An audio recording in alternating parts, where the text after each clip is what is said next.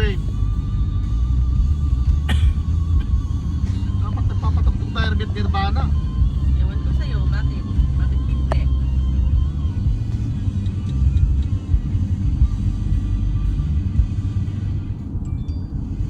Si Kurt Cobain, no?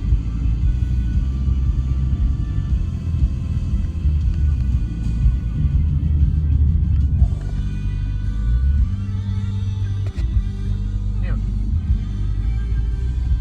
Yan, tinan mo may speed limit 20. Powell Avenue, then turn right.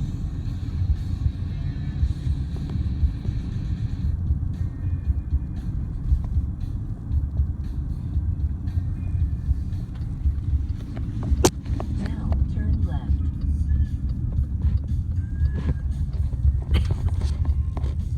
Dapat naman dito.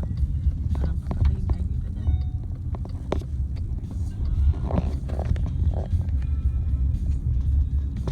Now turn right. Stop. Ayun yung bahay.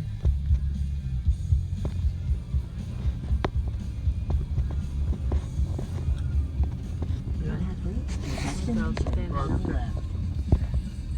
You have reached your destination on the left.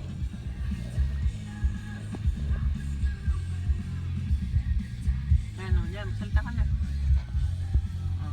Narinig niyo yung music na to at nakikita niyo yung bahay na kulay dilaw na yun. Ayan, bahay ni kumparing Kurt Cobain. Cobain. Nakikita ba yung bahay?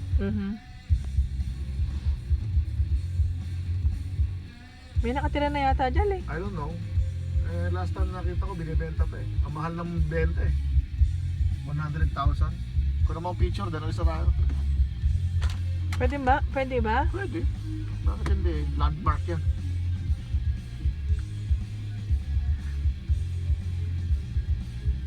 No parking at this side of the street, sabi. Ito ang pinagjajamingan namin noong 1990s na bahay. Romel, Kiko, sana nandito kayo. Itong bahay ni paring Kurt Cobain. Dito siya lumaki. Aberdeen, California. Aberdeen, Washington. Okay? Post natin sa YouTube. Bye-bye. Ka-video kayo dyan. Hi!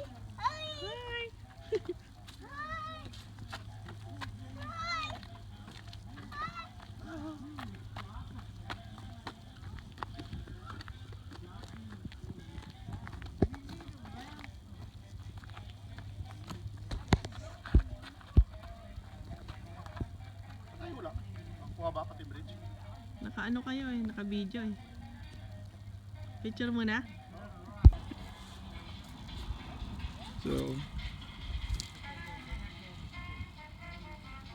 dito nag-spend ng childhood si Kurt Cobain in a little town called Aberdeen, Washington. Basahin natin kung ano sulat doon. Just one more special message to go, and I can't read that. The what? Okay, just read it for yourself. And this is, you know, a curved lefty Jaguar, the guitar he used. There's a river there. And he lives just like a block from this place, somewhere around there. Unang kanto, kaliwa, then kanan. Okay. There is this small park. Okay, say goodbye. Say goodbye.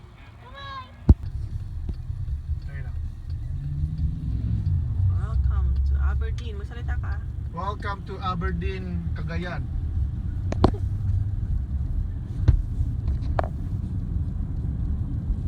Route recalculation.